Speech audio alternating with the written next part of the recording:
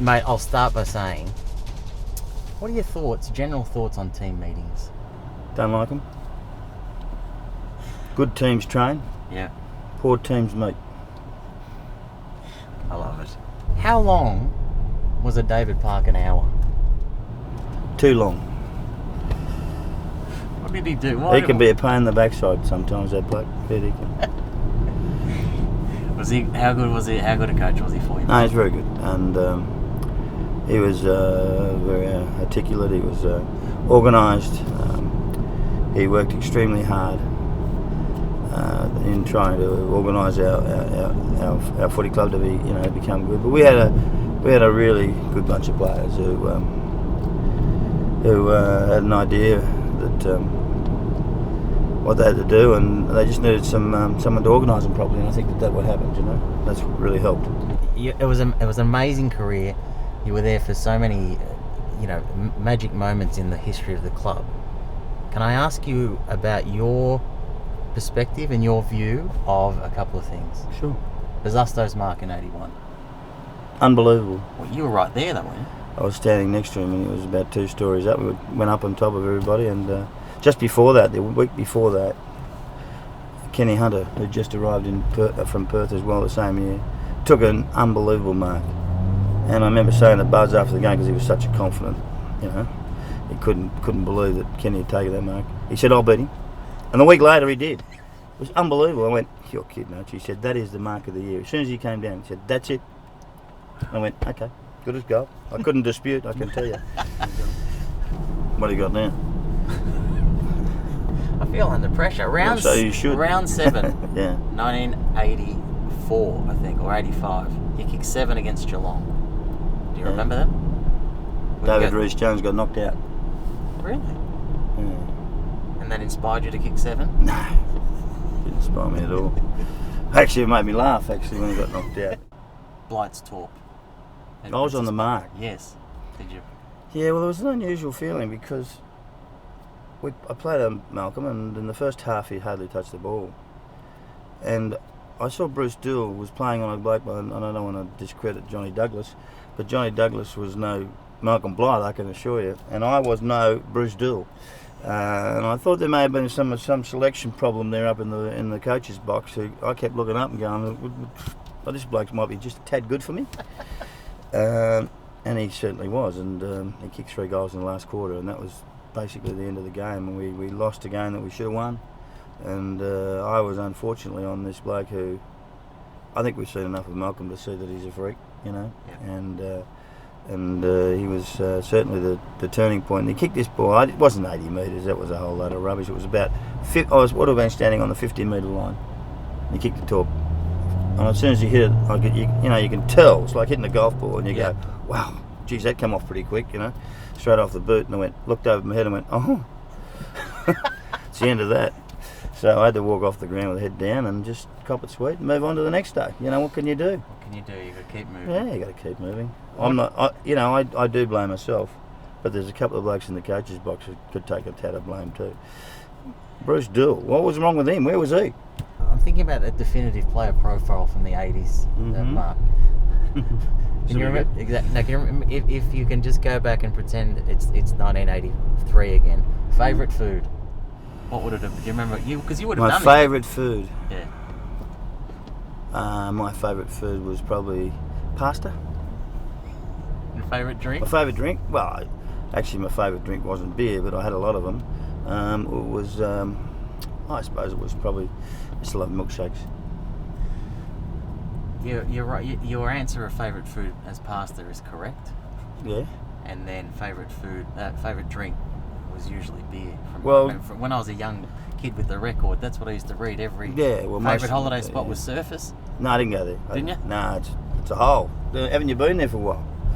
Absolutely hopeless. I grew up reading the record, and there was this No. mystical place called Surface Paradise. Yeah, I know. Yeah. All right. Well, forget about it. Don't go there. Favourite TV show? Oh, Maxwell Smart was my favourite TV show. I still watch the replays of it sometimes on Fox and just sit there and giggle, What character did you most identify with? Larrabee? No, I love 99. So is it something wrong with 99? No, not at all. She was special, wasn't she? Max was just so stupid, he didn't know what he was doing, did he? Plenty of chances, just couldn't get over the line. What about favourite movie? My favourite movie? I got a few. I used to love The Sound of Music. And really? I did. Isn't it a classic? Well, there are many classics. That doesn't mean you have to like them. So I'm going to ask you, what about music before a game, or music in general? Nothing. I've never bought a record in my life. Really? They're wasting their time, those blokes, those musos. No, of course I listen to it, but I've never actually purchased one. You've never bought a record or a Never. CD? Or? No. Wow. So an iTunes voucher to you, Sellers, would be a complete waste of money, would it? Actually, my wife's got a stack on iTunes. It cost me a fortune. He comes up often on these chats that I've been having, but Bruce Doull, it's people... Is there a teammate more beloved? This guy was he wasn't interested in his own performance and what he did, marks, kicks, handballs. He was interested in destroying the opponent he was on, completely. And I remember he played one day, he had 3 kicks, and he was by far the best player on the ground. Yeah. Unbelievable, knock-ons, tap-ons, some things that people don't see, you know, and the players do.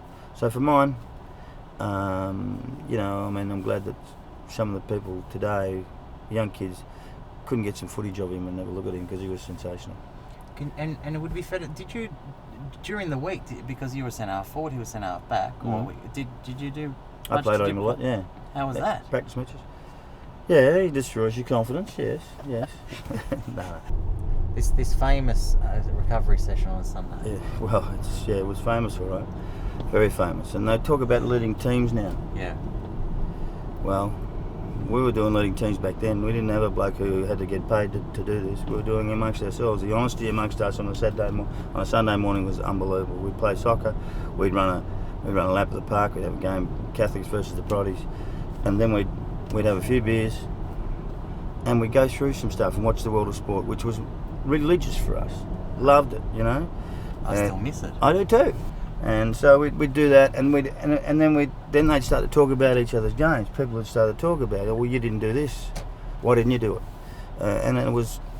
And you keep your head down, because if you've got a little bit sort of large-headed, and everyone does at times, they'd shoot you down. Now, that was the best part about it. They'd pull you up and say, right, that's it. You know, are you a hopeless of this? And all of a sudden you go, and all your peers, there's more power in your peers' honesty than there is in anything else. But I feel comfortable enough to ask you this now, Sellers. 1979 grand final. Yeah. It's the iconic Carlton team, which you're a pivotal member. Mm-hmm. 7 free kicks against. Yeah. What's wrong with that? Nothing. See, most people were they all to Billy Picken? Most of them, yes.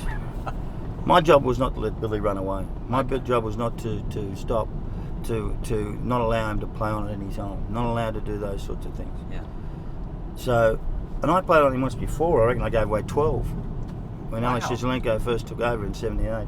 He said, that was my first time I played. Oh, I played centre forward if you like, but he said, Alex, actually, this is your job. I don't care what you do, just do not let them run. So you must do whatever you have to do and pull them over and drop them or whatever you want to do. Just do it. I don't care. But he has to go back, make him kick over the mark and do all those sorts of things. Yeah. So that you slow the play down. So I think I had 12 free kicks given against me. And Alex goes, that was sensational. I went, I'm not so certain about that, but anyway, it's the way it goes. Anyway, so it was sort of, that was what my job was, not allowing him to do that. So I did give him a few free kicks, yeah. But that's part of the game. Sometimes you've got to sacrifice yourself to do other things, you know. Sure, I wish I'd met you 25 years ago. Why? Haven't you sacrificed enough? I don't think so. I don't think so. I don't know. Did you play on Billy the most? Do you think is he the opponent you've just played on every? You know, in the old days, you look forward to these matchups. Yeah, I did. Yeah, I loved it. You're half expecting to be in the back right now, actually just punching the Here comes Billy. Here comes Billy.